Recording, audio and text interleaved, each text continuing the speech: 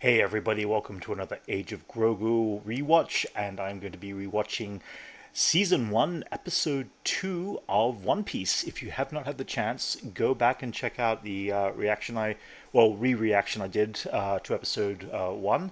I've already seen the show, I think about 3 times at this point since it came out. I loved every minute of it, but the last time I watched it was about a year and a half ago. So I decided I really wanted to do a rewatch of this show just prior to season 2 coming out, and then season 2 in less than a month's time. I'm going to do definitely some reactions to that series. I really wanted to check and see if I wanted to see if the season held up to what I remember it being when I watched it last a year and a half ago. And I can definitely say that rewatching episode 1, it stuck to its guns. It really nailed what it set out to do as a live action adaptation from an anime show. And in my opinion, I don't think I've ever seen any adaptations from anime shows that are as good as what this show is. Now, fair game, I'm not the largest anime, fan. It never inflicted me much as a child.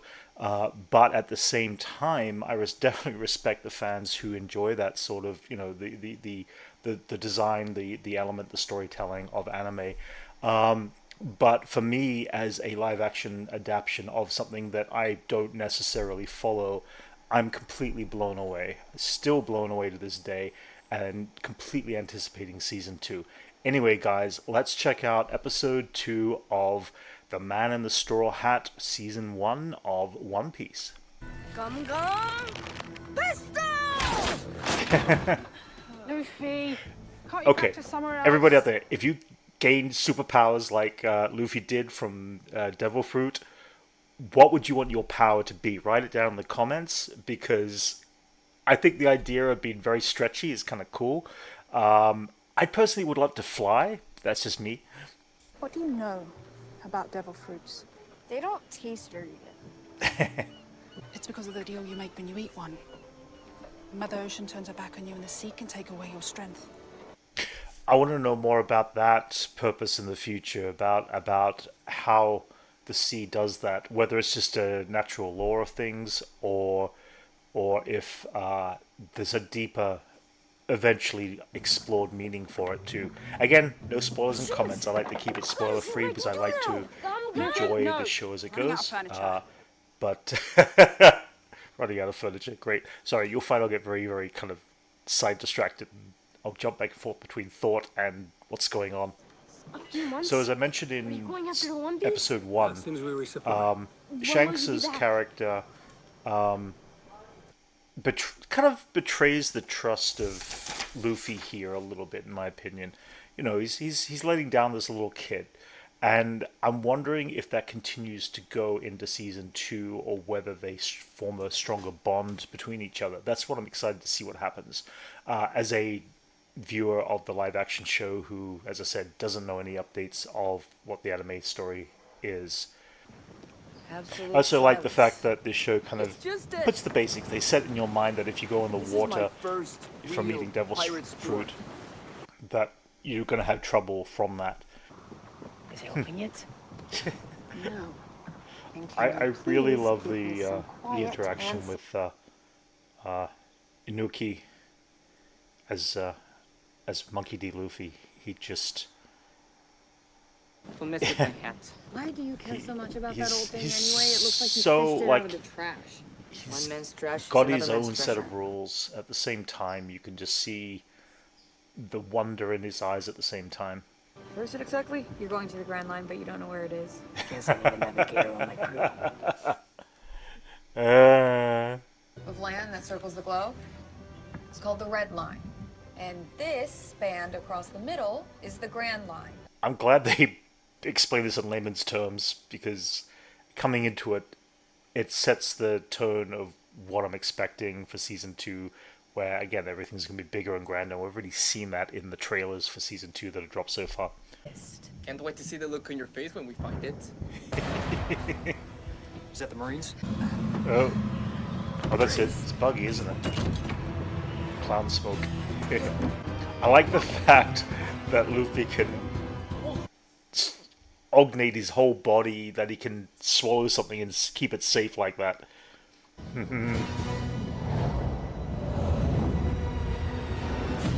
I also love the opening intro for each of these moments here. The whole, this is obviously Buggy's introduction. I like the One Piece written out in that form. It's very cool. Yeah, it's took off the hat. Take my hat. Yeah. Small blessings. I love how personal that hat is to Luffy too in the upcoming arc of it. Before I got knocked out, I saw a Jolly Roger. They've been captured by pirates. That's much better news. Marines have training. The enthusiasm. There's only one kind. Yeah, right.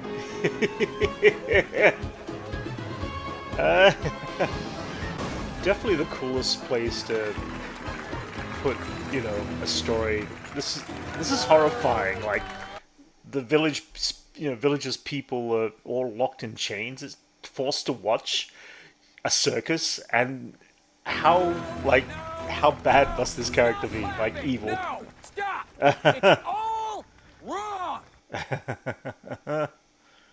Hey! I know you. I saw your wanted poster in Shellstown. Binky, right? Buggy. I bet everyone in the East Blue knows who you are. Nose! Nose. You got to give credit to the writing, the comedic element of this.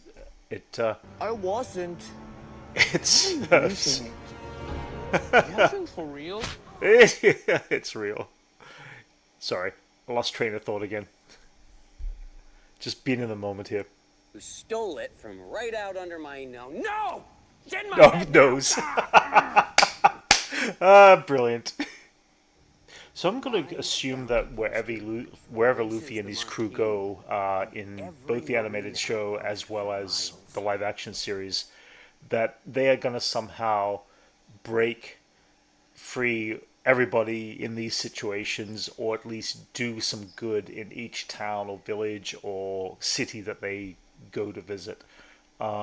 Which I think is commendable. It's like you make a character the most likable character by the little deeds that they do along the way.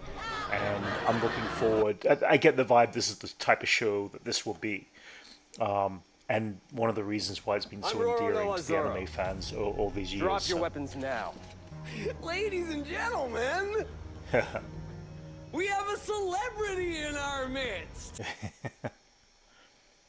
A rare talent. The most spectacular act in all of the East Blue, besides you. Hey!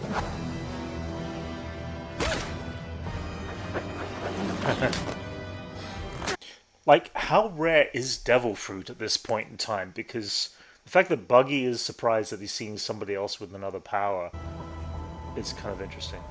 Oh god. Okay, going to the soundtrack. Nami's theme. Love it. Just the emotion that... man. The fact that she's seeing another town like, well, again, future story, but her own that is devastated. It's just so sad. What did you do to their town? You destroyed everything! You can see the emotion on the impact of what Argon and all that have done to her. I know one So- of you has my map. Again, in comments below, who do you think's more dangerous, Argon or Buggy, in the sense of the earlier stuff, I should say, whether it's the anime or whether it's ears everywhere. Sorry, whether it's the animation or live action.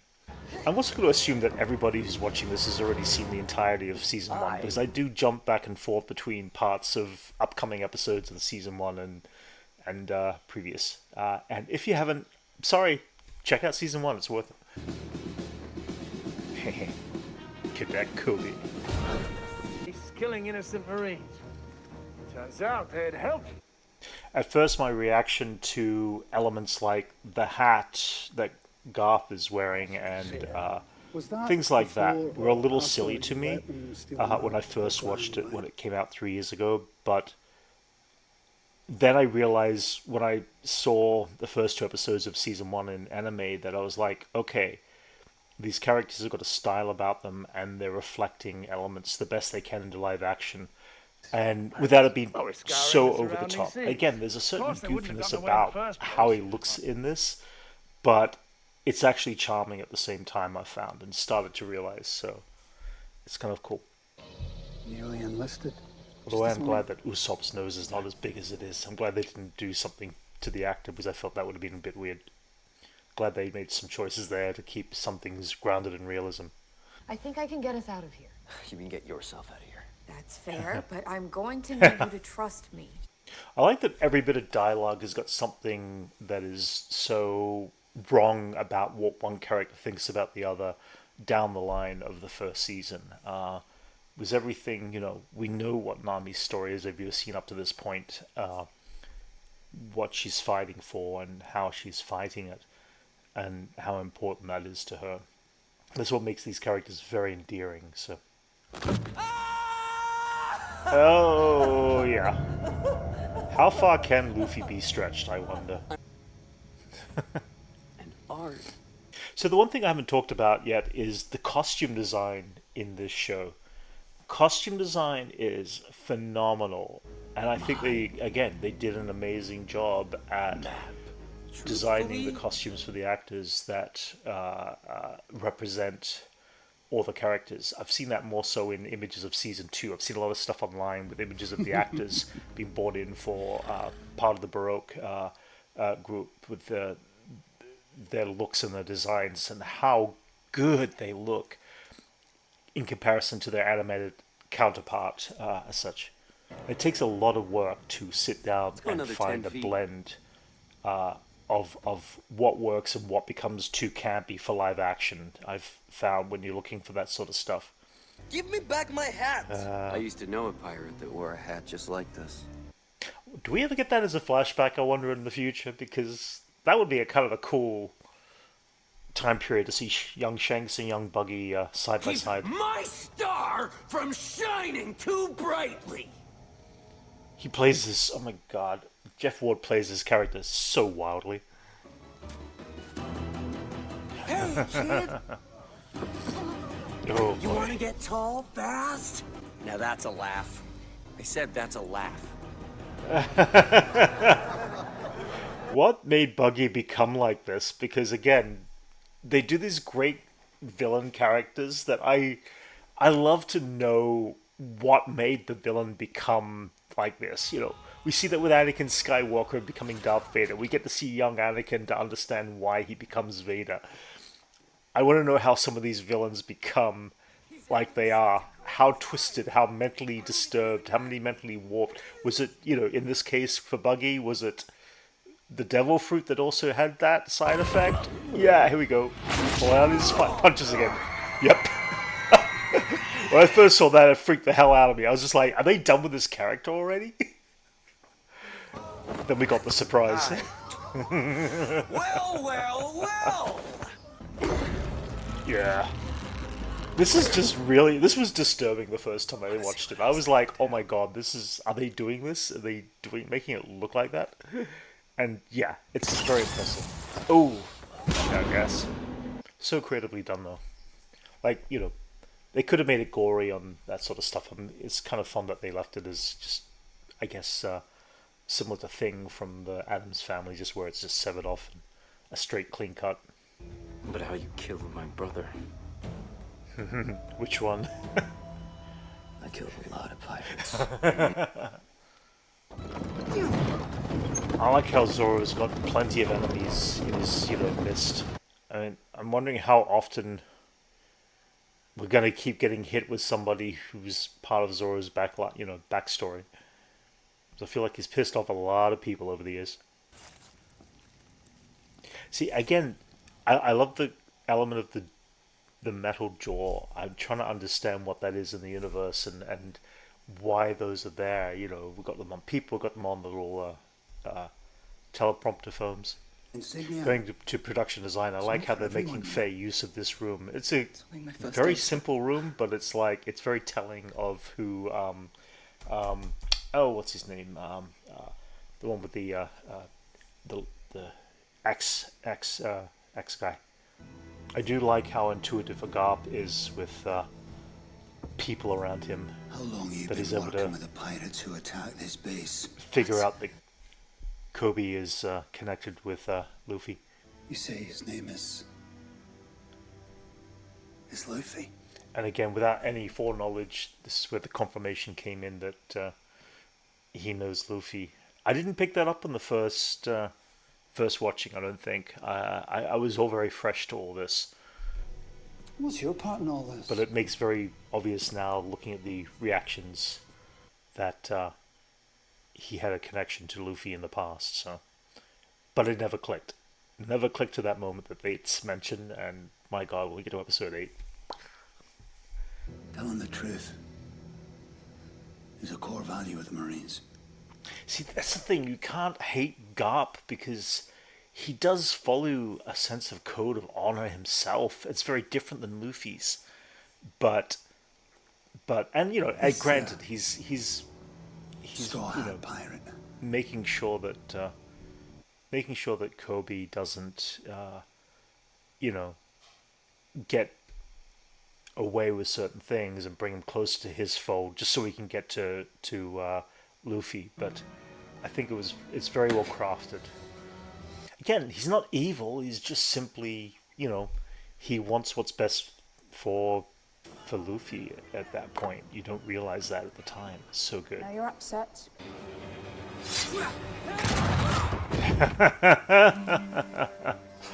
Nice. So usually sets that are like this setting here, again, it's interesting that the stunt choreograph, whenever I've worked in film and I've had to do a set and there's going to be stunts around it, it's fun to work with the stunt choreographers because you need to figure out what parts of these sets need to be able to be impacted, where someone's going to take a fall to the ground or against a post or something like that.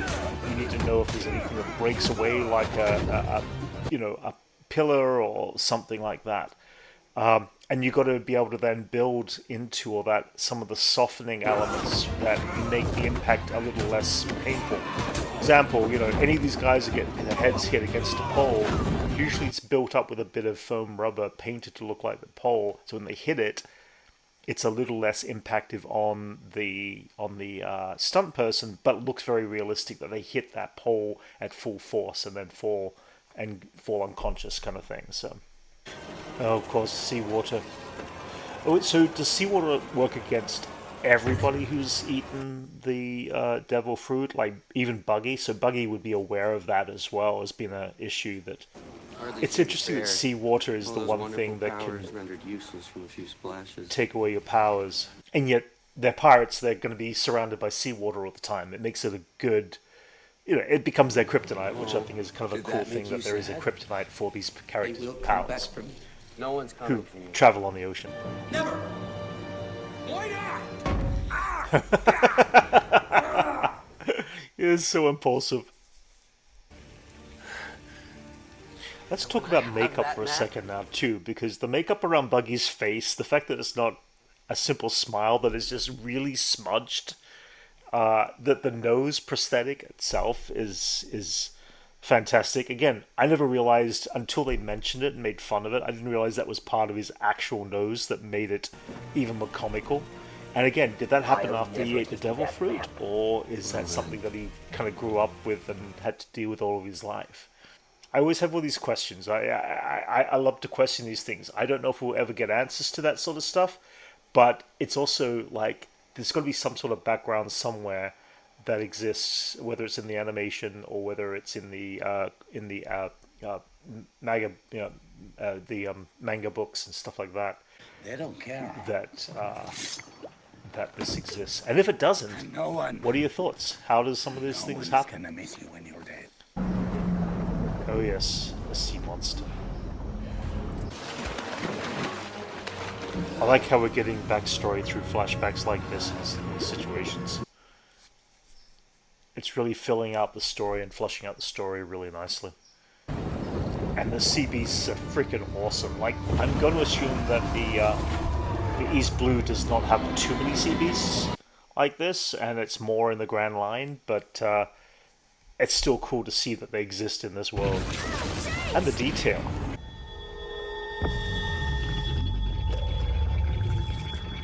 That's so cool. It would make Shanks... The fact that Shanks can... Yeah, the fact that Shanks can deal with connecting with creatures like that. Oh, I forgot he loses the arm too. I'm just glad The that fact that you're... he can connect... I don't know what it was exactly. I'm hoping we learn more about that in Season 2. As to what Shanks' connection with sea beasts is. And again, I'm sure the animation has already travelled that journey.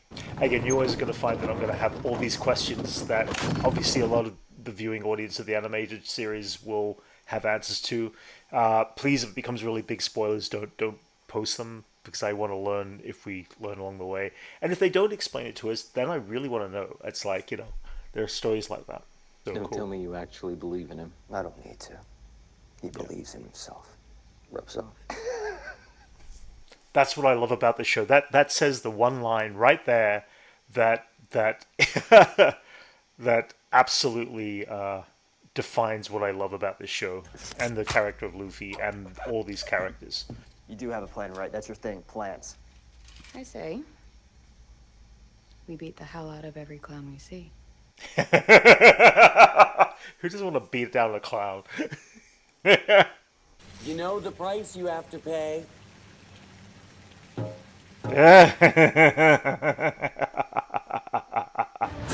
Guys. So cool. Oh, don't... Oh, I forgot about that. So, basically, just everybody's trapped unless they know the passage through the east, through the Grand Line. This map obviously seems to be a very important thing of finding Surprise, shithead! for any pirate stuck in the East Blue, at least. This was awesome. So this kind of reminds me a little bit of a Buffy the Vampire Slayer episode where they sever a creature, a demon, into 6 parts, and they end up by boxing him into 6 different boxes and bury those parts across the world or whatever. So I'm wondering whether, because Buffy the Vampire Slayer I think came either around the same time as this or either just beforehand. I wonder which story came first as to how to entrap somebody who separates their parts, or whether it was just a coincidence that they actually sever body parts, and if that creature's going to stay alive, then box them rather than keep them out in the open where they can join back together again. Never take my hat, But right? don't you ever threaten my friends. No, friends. Nice. Ooh. Chop chop! The fact that he calls out his own attack move is also cool.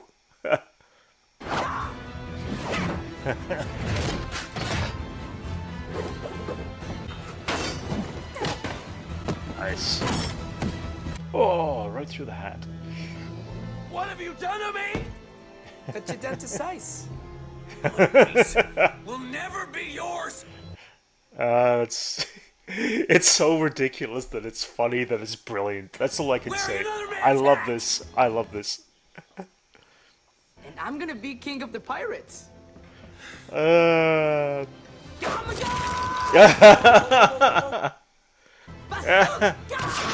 Bazooka.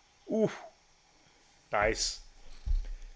That's where I kind of I truly, episode 2 I was fully in all the way by this point. I loved the way the journey was going. I loved who the characters were. I loved what they stood for, or stand for. You are new captors.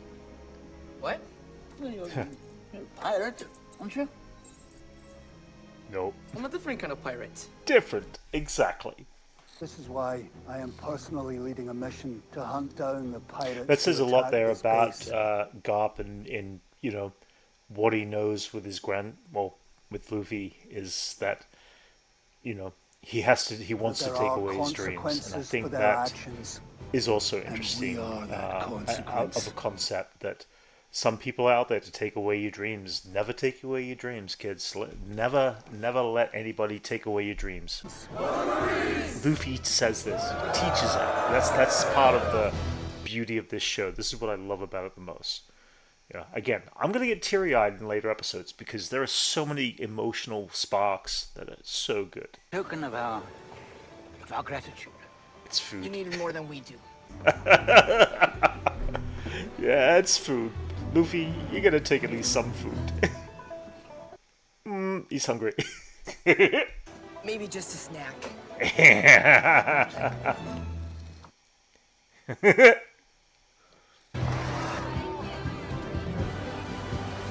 God, I love this soundtrack. Oh, it's so good. And a crew that will always have each other's backs. We're gonna be the greatest pirates the world has ever seen. Follow the dream. Even greater than your crew. I do like how Shanks is always trying to protect him, though, even though Luffy at times feels semi-betrayed.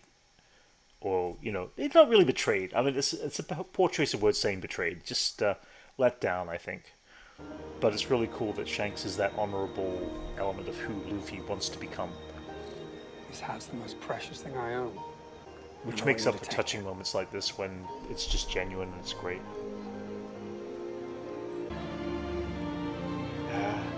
Fixing this hat. That if the path to what you want seems too easy, then you're on the wrong path. Great writing right there. And of course, this is the moment where we get the true direction that Nami is going with what her story is. I love the little earpiece with the little... it's so freaking silly that I love it. It's, what can I say? You can tell them I have the map. The eventual betrayal. Man, her story is still the strongest of the whole season. Alright guys, episode 2 of season 1 of One Piece. Again, these episodes are holding up as strong as I remember them. I'm glad that what I remember from, you know, watching them a year and a half, 2 years ago kind of thing, that they hold up as well. I'm just as into it. There are times, sorry, forgive me, there are times I just get pulled back into the story, so I lose focus, and I'm like, you know, I'm there at the same time as I'm trying to, you know, go through and at least give you a fair assessment of my opinion from watching the show again. I am so looking forward to season 2 and reacting to season 2 and along with everybody else and get their opinions, get their thoughts. This episode very strong on just the connection of the 3 core characters. And I'm glad they spent, again, they didn't introduce Usopp or Sanji as yet. I'm glad that those characters came a little bit later on in the story. I'm glad that they had the chance to really develop who the core 3 characters are until, you know, they start bringing in the other, obviously, more core characters. And it was a good way to actually, you know, get into episode 2 by setting up a lingering following villain. I'm going to assume there's going to be a lot of villains and a lot of different creatures in the future, obviously, and I'm saying beyond season 1 kind of thing. Stuff that I don't know or characters I don't know as yet. It does seem like the Baroque works are still going to be a big thing in season 2, but they're also connected to Buggy, it seems. So I feel like they've all formed these little modular groups, and we'll just get to learn more of them as they go through. As for the production design, remains just as strong. As for the costumes, all that stuff works in unison. You have to have a very strong art team to be able to pull something like this together and make sure that they're all unified. And I think the look in the world is very well unified. And even though, you know, at times a little cheesy because of what the animated stories and the look and the manga comics brought to the story originally, I think it's the perfect adaptation of a anime or a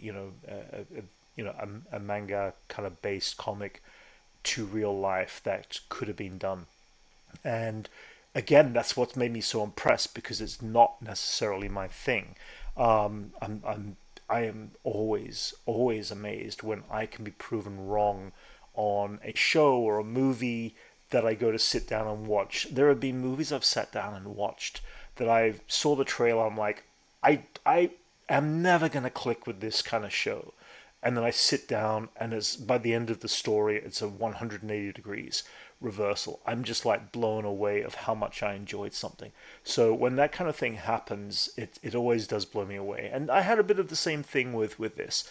With friends of mine, I did not watch season 1 until maybe about 2 or 3 months after it got released on Netflix for the first time. And when I watched that first time, it was because friends kept on telling me, "You've got to check this out. It's about pirates and this and that." And I was like, and I saw the snippets, and I was like, I just don't know if this is for me. And boy, was I wrong. I'm so grateful I sat down and realized by the end of that first episode where I wanted to sit and enjoy, how I wanted to see this. I think the big question will be is, and I know that they gap like the first 50 episodes into the first season here, or thereabouts, of from the animated series to the Netflix series, which is also very hard to do properly as well. I know we're going to jump through seasons, but I really hope Netflix keep this up for a lot of seasons to come, and go from there, kind of thing. Anyway, guys, I think I've talked long enough. Please like and subscribe if you have not already. Thank you for watching along with me on this rewatch, and I'll drop another 2 episodes next weekend. I'll drop episodes 3 and 4, and keep doing so every weekend until we reach up to the final weekend, and then the following week will be season 2 of One Piece. So we'll catch you all then, and see you later. Thank you.